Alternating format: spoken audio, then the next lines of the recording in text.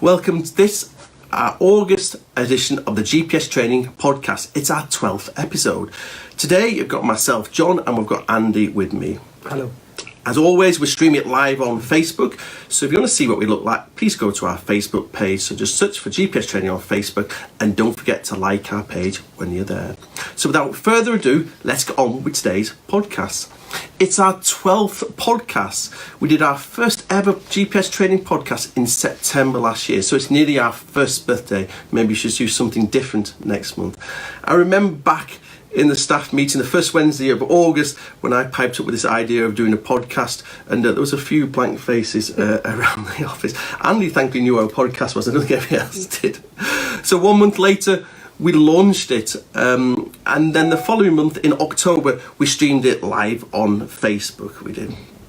Since that first month, hopefully you've improved. I don't know if you've ever gone back and listened to the first one we ever did. We've had plenty of good GPS chat over that time and some great guests. So who have we had on the podcast over the last 12 editions? We've had Tom from Garmin. He's our only guy who's been on twice, so thanks for coming on, Tom, once in person and once also coming out to see us up in Northumberland. We've also had Ross on from SatMap. He's came up into Northumberland. We had Pete from the podcast show. I actually met Pete last weekend at Mega. He was at a geocaching event at Mega, and he actually bought a GPS unit off us, so thanks Pete for that. We had Mike the Walking Englishman on, so he was a really good guest. He was fantastic. I edited him quite down because we had quite a long interview with him. And of course we've had Duncan, the Scottish guy who built his own rowing boat and is rowing across the Atlantic. As of Thursday this week, he's actually halfway across the Atlantic, so well done to Duncan. Duncan's actually got our Garmin InReach with him, so if you get our Friday newsletter, you'll have seen that we've been putting the tracking in there from the Garmin InReach, so you can see exactly where he is. So hopefully over the coming year, we continue to have some great guests on. In today's podcast, we're going to look at the following. We take a look at the Garmin Fenix 5S Plus, a smaller brother or sister of the 5 Plus that we talked about last week with Tom from Garmin. We will chat over the motorbike trail riders' need to navigate along green lanes, both in the UK and beyond. We have Andy's top tips, both Garmin and SatMap. Now, if you get our weekly newsletter, you'll see I sent a newsletter out during the week asking if anyone wants anything covered in the podcast. On the back of that, we got a lot of requests, some support questions, etc. Lots of things like that. So for 1 month only, we're going to have Ask Andy. So we're going to put some of those questions to Andy. And then finally, we have the first ever GPS training competition, GPS training podcast competition. We have to wait to the end of the podcast to hear what that's about. So first of all, the new Garmin FS Plus, Andy. So last month on the podcast, we talked to Tom, who talked us about the new 5 Plus. So over the last few weeks, the S has come out, hasn't it? It's the little brother or sister of the 5 Plus. So what are the key differences between the 5 and the 5S? Yeah, so we've got in stock now, I've only got the boxes here for those of you on Facebook. We have the Fenix 5 Plus that we talked about last week, the new watch with the European mapping on. We've now got the Fenix 5S Plus in stock.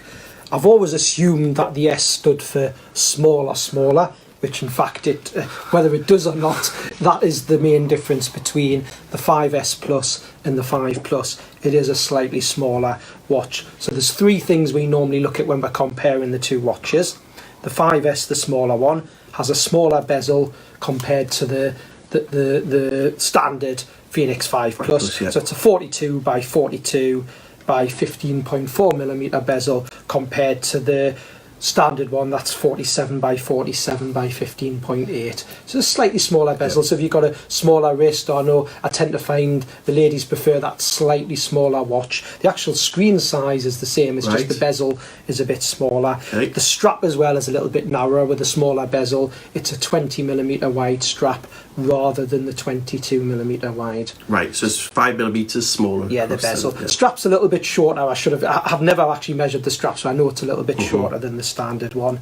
Weight wise, because we've got the smaller bezel, it's 65 grams, the 5S, instead of the 86 grams that you have on the standard Fenix 5 Plus, so lighter. With it being smaller, and you know the smaller compact size, it just has a slightly smaller battery in, so battery life's a little bit less. We find we get sort of 7 days approximate normal use, whereas with the bigger one you can get up to 12 days, and the GPS on all the time. If you're using GPS, it's 11 hours on the smaller 5S, whereas you can get up to 19 hours with the bigger one. But it's the same functionality that we see on the everything else is the same. You don't lose any functionality. It's basically just a smaller and lighter version. Someone who's maybe got a smaller wrist or just wants that smaller, lighter watch, but all the same functionality. It's still got all this new music, the Garmin Pay, the maps, the GPS, everything that we talked about in last month's podcast on the 5 Plus. So the only negatives, the smaller, I think would be a benefit, because everybody knows the Phoenix watches are relatively big on people's wrists. So the only negative is that it's that poorer battery life, isn't it? Yeah, you lose a bit of battery, but to be honest, most things I would do wouldn't be past that 11 hours. Yeah. But bear in mind, those of you using it for sort of trail runs and these long events, with both of the watches you have something called ultra track mode, where you're just not getting the GPS signal as often. It's instead of every second, it's every, top of my head, it's about every 5 or 6 seconds. And I know even with the smaller watch, you can get something like 25 hours, I think it is approximately. So you do have other modes in the watch that will increase that battery life. Fantastic. So overall, it's just slightly smaller and the battery life is a little bit poorer. But again, as Andy said, 11 hours using the GPS is okay for most people, isn't it? And then 7 days or 7 days or 12 days with you not using the actual GPS on it. Now, since last month, Andy's done the GPS training online resources packed full of videos. So how many videos have you done in total on this? On the Phoenix 5 Plus? We've added a new section on the online training resource called Multi-Activity Watches. Got the Phoenix 5 Plus in there. I should say, if you don't have the new 5 Plus, even though we've used the 5 Plus, you will get some benefit from those videos if you've got the older Phoenix 5, because a lot of things are very similar. We have 28 videos on there now. Wow, that's fantastic. And they cover everything, don't they, really, from switching on for the first time, pairing it with your smartphone, right through to using Garmin Pay and lots more. Yeah, and loads of videos on the navigational side of using the routes and the courses and the Garmin Connect app with it. So loads of videos if you want a Phoenix 5 watch on the online training resource now. That's brilliant. So that's a new Phoenix 5S Plus, which has just come out in the last month, and it's just a smaller brother or sister for the 5 Plus, which has been out for a couple of months now. Now, if you want to know more about each of these wrist-based GPS units, just take a look at our website, which is gpstraining.co.uk. Click on GPS Store, then under Multi-Activity GPS Watch, you will see Garmin GPS Watch.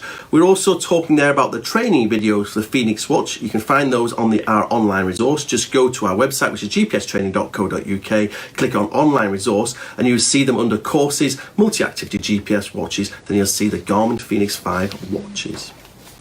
The next thing on the podcast today is motorbike trail riders. What do they need to navigate along the green lanes, both in the UK and beyond? So, first of all, trail riders. Andy, what are trail riders, and why do they need to navigate off-road? Why do they need an ordnance? You're on a trail bike, you're going off-road. It's important, trail riders will understand this, that they've got to be careful that they're navigating along the right tracks that they're allowed to navigate on. You have this terminology on an Ordnance Survey map called BOATS, which BOATS, in my Geordie accent, stands for byways open to all traffic, and you do have those marked on an Ordnance Survey map. So if you're a trail rider and you've got a GPS that has Ordnance Survey maps on the screen, you can check that you're definitely on a byway open to all traffic and make sure you're navigating along the right track that you're allowed to go along. I'm going to talk about your accent. Have you seen the email overnight from that lady? She says she's watched your videos so much she's started to talk with the Geordie accent. So I know. Influence them with your accent. So trail riders are motorbikes that go off-road, and as Andy said, they need to go in the right place. They can't go on footpaths or bridleway. They've got these boats, haven't they, which are these go on. And the same as navigating when you're walking or hiking. It's that beauty that, you know, if you go out on the bike and then the weather turns nasty and you want to track back to the start of where you parked your trailer, or the road that you joined the byway on, like any GPS, you can use the GPS to track back to the start. Exactly. Record where you've went on your bike so you can share it with your friends so they go on the right tracks when they go out the next time on their own. Brilliant. So what units are trail riders preferring to use? For Facebook users, you'll see I'm holding up the Montana 610. We also do the Montana 680. This is a Garmin unit. The reason we find trail riders tend to go for this unit is it's tough and robust. It has a high weatherproof rating of IP67, so it can be used out in the rain all day. But it has a nice size screen. It's got the 4-inch diagonal screen, and it's what we call a resistive glass screen. So this screen actually works with your gloves on. Of course, trail riders will know that they've got all their safety equipment on, they'll be wearing gloves. So decent sized screen, and you can use it with your gloves on. So that's one of the first reasons I find trail riders normally go for this. That's an interesting one for walkers as well. So if you're a winter walker, you can use that GPS unit with your gloves on. Yeah, again, we have walkers who walk all season where we tend to look at a push button unit, but when they want that bigger screen, they'll often go for, in the Garmin range, they'll go for the Montana because of that, using the gloves. So that's the first reason why. It can actually go in landscape mode as well. So I find when you want a trail bike, it's nice actually sometimes to set it in landscape mode, or you can put it in portrait mode, which is where we move on to the mounts. The mounts. The first thing, so the unit, Montana 610, 680, that's what the majority of them going for. And then the mounts, there's a couple of mounts they're going for, isn't there? Yeah, so the other reason I think customers tend to go for the Montana, and we get the good feedback on the trail bikes, it's how you're going to mount it on the bars of your motorbike. And obviously on a motorbike, there's a lot more vibration and shaking than you would get, of course, on a normal pedal bike, say on the road. Maybe a mountain bike similar, but motorbike, you're a motorbiker, you get a lot more vibration. So what Garmin do for the Montana, they do a really chunky bar mount that clamps onto the back of the unit, and it has a security screw as well that you screw down to lock it in place. So we do a standard bar mount that just fits on your tubular bars. That's the simplest way to fit it. But also what we stock, which a lot of people don't stock, we have a special bundle that we've put together. Again, I'll just hold it up for Facebook users. We have something called a rugged amps mount that clamps onto the back of the Montana. And with this amps mount, this is what the motorbikers like. It has cabling with an inline fuse. That means you can wire it into the battery on your bike, so it's charging all of the time. It does actually have a jack plug on it, so you can plug in a headset if you're using it for navigation on the roads, which you can do with the Montana like a car or standard road bike GPS. So the rugged amps mount fits on the back of the unit, and then what you have is, which we now stock, again, it's not the most interesting box to hold up, but you might be able to see on Facebook, it says handlebar mount kit Zumo. So this actually fits the Zumo road bike motorbike GPSs, but it also fits the Montana. So this ram mount bolts onto the back of the amps mount, and then you have a very solid steel arm that's bolted with a U-clamp onto the bars of your motorbike, and it just raises up the GPS away from your handlebars a little bit, so you get a good view of the GPS device. So it's the ram mount and the amps mount, they're the two most popular mounts that we do. You use the two together as a set. Yeah.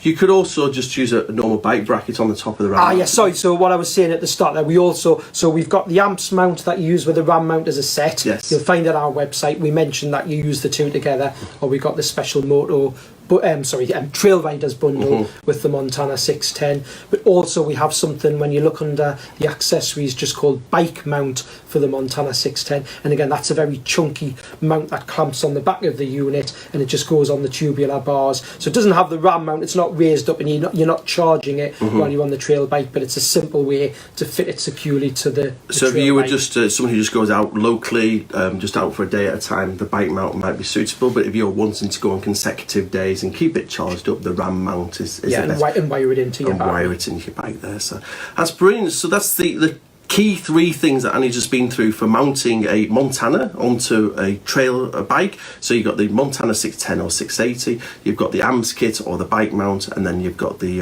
rugged the ram mount as well, if that works alongside that. And I think the important thing is the mapping.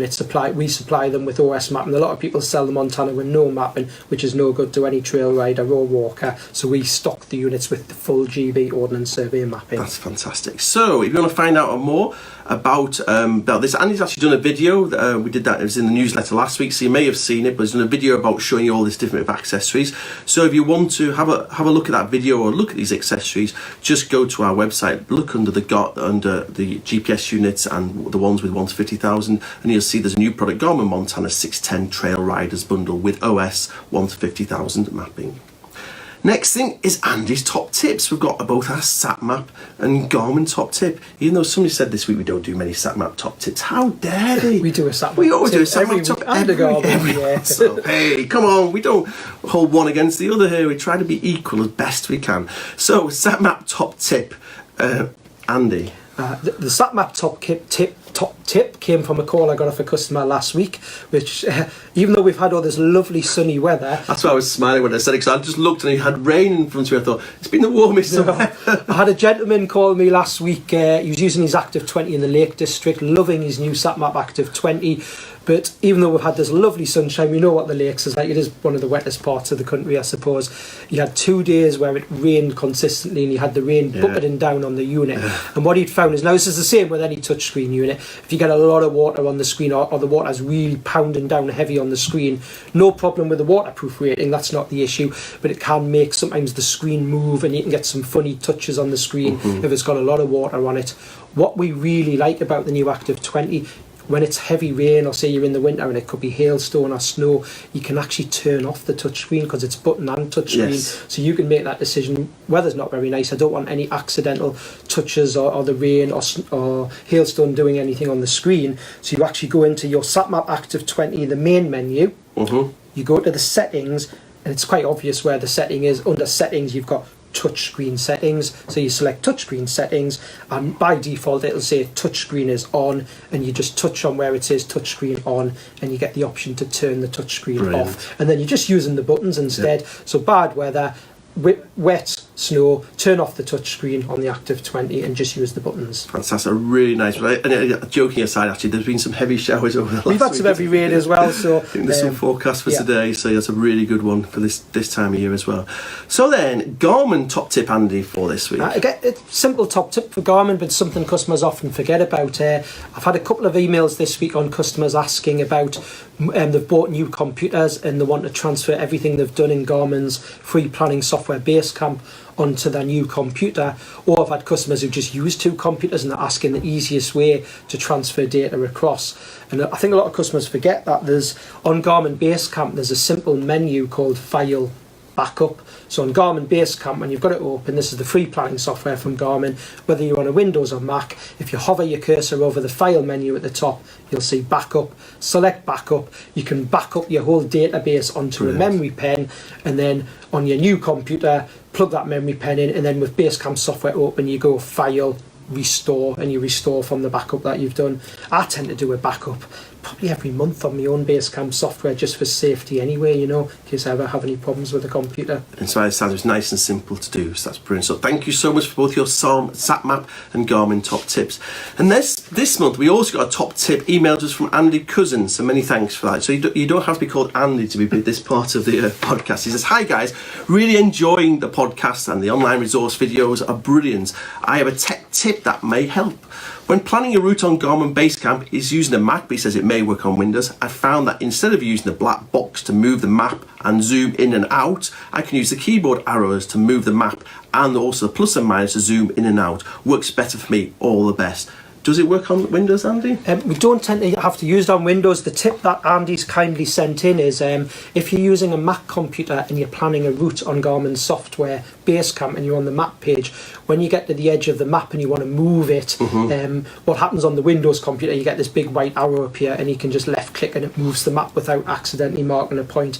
That doesn't happen on a Mac. So normally on a Mac we recommend you take your cursor to the top left of the map screen and you have these arrows that you can use to move the map around when you're planning a route. But what Andy's discovered is, it's something I'm sure I have come across before, it's just something I've not used. If you use the arrows on your keyboard, you can move the map around using the arrows on your keyboard. So that's a great tip. Thanks, Andy. So brilliant. Thanks for that, Andy. It's very much appreciated. So again, you don't have to be called Andy if you want to email in your top tips, and we'll try and include them in future podcasts. So for 1 month only, ask Andy. I'm quite smart at this because on Tuesday I thought, what are we going to do in the podcast? So I emailed everybody and said, come on, just email your ideas, thinking that somebody might say, well, I'd like to hear more about the Montana or the Oregon or, I don't know, anything. But all I got was lots of questions. So what do I do with all these questions? So I kind of compile them, or the best of them, into the list that we've got now. So we've got lots of more sport tech questions. So for 1 month only, we're going to do Ask Andy. The first question came in from someone who was on actually one of our webinars. I was on a webinar on Wednesday and somebody asked me this question. At the end of it I said, I've not got a clue what the answer is, but I know someone who may know the answer to it. So the question was, I'm sorry, the person, I cut and pasted the question, but I didn't copy and paste your name. So sorry, I can't give you a name check, but you were on my webinar on Wednesday about getting started with the Oregon and eTrex Touch GPS device. His question was, I've noticed that 2 versions of recording track saved to the Oregon with slight differences in distance and speed. Which is the most accurate, the track manager version or the one saved in activity history? Yeah, so what you've noticed is on the new generation of GPS devices, the Oregon and the eTrex Touches, when you start an activity, start a track recording, when you save the track recording at the end, the Oregon 700 series and Touch series record the track as 2 formats, one in the track manager file and one in the activity file. Both of those tracks are viewed in Basecamp software as well. One's called the GPX file, that's the one that's in Track Manager, and one's called the .fit file, that's the one that's saved in Activities. There shouldn't really be any difference between the two. I did a little bit of research, and we can do some further research on this, but what I found from Garmin was, and just looking at them ourselves, the GPX file, the only difference should be if you're using something like a tempi sensor or a heart rate monitor, if you've got one of the new generation units that has the Bluetooth ENT option, that GPX file would actually record that extra data. Right. That's the one we normally use in Basecamp, the GPX file. And it's, if you don't change the name of it when you save it at the end, it's the date and time of when you saved it, so at the end of your walk. The other one that you're seeing, which goes in the Activity Manager file, is called the .fit file. That one is saved with the date that you actually, the date and the time that you started your recording. Okay. And the reason they have this .fit file, if any of you use, there's an app called Garmin Connect that you can also put on your computer instead of Garmin Basecamp. The fit file is able to be viewed and transferred into Garmin Connect. What you find is Garmin Connect will adjust that file to suit the map overlay and the elevation taken from the maps. That's where you can get some slight differences. Right. Normally there shouldn't be much difference between the two. They're just 2 different formats. GPX for using in Basecamp, that's the one in Track Manager, and the .fit file saved in the Activities for using in the Garmin Connect. That's brilliant. Okay, so those are 2 different types on this. Thank you for that. Next question comes from Percy Hunt. He says, good morning. I'm probably doing something stupid. However, I do all the things I have been shown and transfer the plotted route to my GPS. What I find is that the directional pointer is out by 180 degrees and it has done this for a number of times. I know the path I'm walking on, so just ignore it. But is there something I'm doing wrong? I'm assuming there must be, but I haven't found that yet. Andy? So Percy's got a Garmin unit, and what Percy's explaining there is he's using the compass pointer on his Garmin, and what the compass pointer should do when you're navigating a route or a track is point you to the next point that's been marked in that route or track. So a couple of things that I would check, or I'd get Percy to check, is we always recommend that you recalibrate your electronic compass in the Garmin GPS every time you turn it on and go for a walk. Got videos on our online training resource showing you how to do that from the compass screen of your GPS. So always recalibrate it. Make sure before you calibrate the compass, this is very important, that when you go into setup and system on your Garmin unit, that the battery type selected matches the battery you're using. Otherwise the compass can do funny things if you've set the battery incorrectly. And the other thing to check is, this is something I don't think you would have changed, Percy, but when you go into setup and routing, there's an option called route transition that should be set as auto. So that's in setup and routing. Route transition should be auto. What that means is the GPS, once you've walked past a point that you've marked on a route, the compass pointer should start pointing you to the next point on your route. Now bear in mind, sometimes it depends on the accuracy of where you mark that point when you're route planning. If the point is slightly off from the footpath to where you are, that compass pointer can turn round and point to that point that you haven't walked close enough to for about 50 metres, but then normally when you get about 50 metres away, it starts to point to the next point on. So hopefully that helps. Yeah, I had someone on a course, that route transition. There was someone on a course, it was in Rothbury, and that was the thing, we couldn't get it to log on to the next waypoint. It was that route transition. No, we hadn't gone through setup properly. So I don't know, that was my inkling that it's either calibrating the compass or that route transition, isn't it? So, question number 3. The next question comes from Anne Scholar. Andy? Scowler.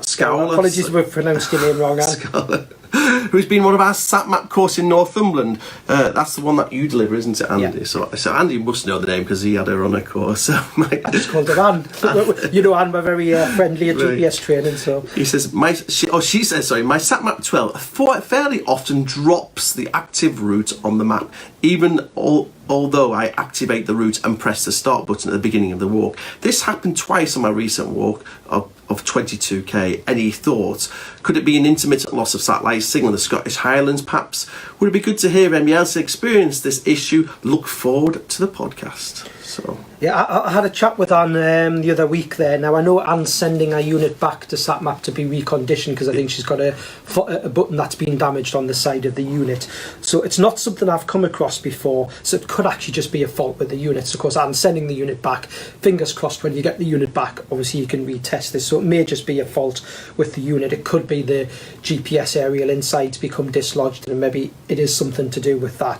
The only other thing that I could think of, I know Anne mentioned on our question that the routes are 22k, so they're fairly long routes. Now it depends on how you've planned the routes. The same with the Garmin and the SatMap. We find if your routes have got too many points in them, with the Garmin we've got the stipulation they won't work if they're past 250. Now SatMap don't actually stipulate a maximum number of points, but I find if you do really long routes in the SatMap and you go way over sort of 200 points, they can have a few problems loading in the unit. So we tend to say if you've got really long routes, try and split them into a morning, afternoon, or if it's a long distance route, into days. So it could be something to do with that, or it could simply be just there is a fault with the unit, which I know Anne's sending it back to have reconditioned. Yeah, I think she sent it back on Monday, so fingers crossed. Anne, SatMap is usually quite good at not one we've come across before, unfortunately.